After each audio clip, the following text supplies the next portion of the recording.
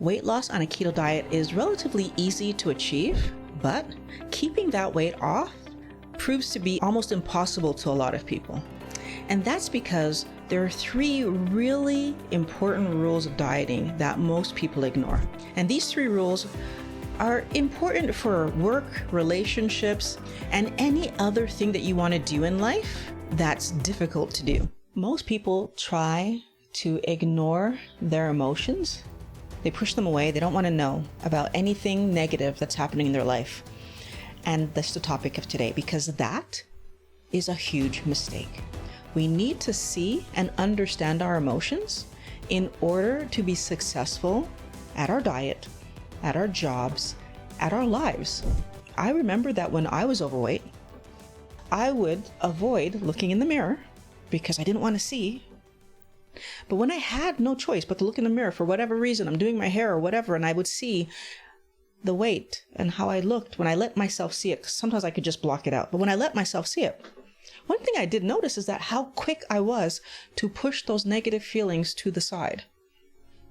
And one is where I want you to understand that that was a mistake I was making, because I was pushing those feelings to the side because I didn't want to feel bad about my weight. I didn't want to feel hurt or sad or any negative emotions. But by not allowing myself to feel bad about it, there was nothing to fix. There was nothing to solve. The truth of the matter is, though, I did feel bad about it. I did feel sad about it. And there was something to solve. But every time my mind, my brain tried to give me that information, when I looked at myself and I saw that, and my brain tried to say, hey, Violet, deal with this, I pushed to the side, which meant another day that I lived overweight, not doing anything to try to solve it. That means that I lived 70 plus pounds overweight longer than I needed to, because I didn't put in the effort to research why was it that when I tried to lose weight, it wasn't working, right? I tried, it didn't work. I wouldn't look at it because it was hurtful, and I would move on. What I was ignoring was that emotions tell us what to do.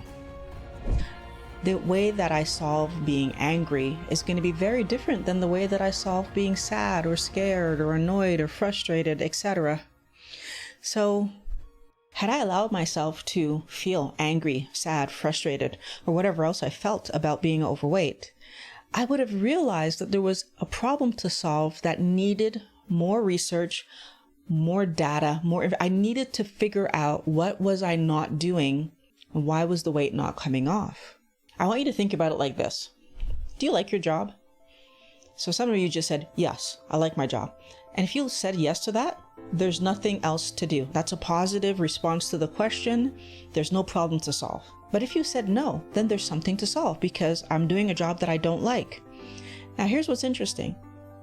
When I asked you if you like your job and you said no, you probably had a negative feeling that came to you.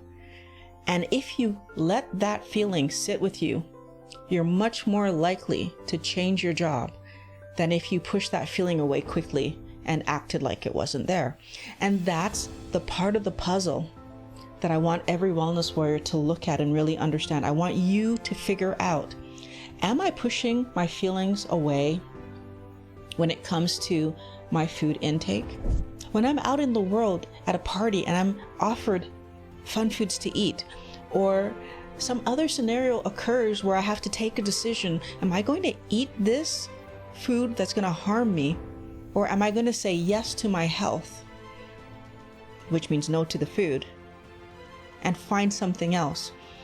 But that might be inconvenient, right? Because maybe that means I don't eat till I get home, or maybe that means that I'm not able to eat off of this menu that's in front of me because, right? And I feel like this is part of the reason that we don't end up succeeding, because emotionally that feels hard, right? That I'm not looking the same as everybody else, or that I'm not getting to be on the easy route. So many people will end up not following their diet, and so stay in a negative situation because you're not letting yourself notice the emotions that happen in these situations. I want to make sure that I'm clear that being emotional isn't negative and it isn't positive. It's kind of neutral because it's just about gathering information. If I'm feeling happy, there's nothing to solve, there's nothing to fix, as if everything is good. But if I'm feeling negatively, some kind of negative, all that's really saying is that there's some problem in my world that needs an adjustment, it needs a correction.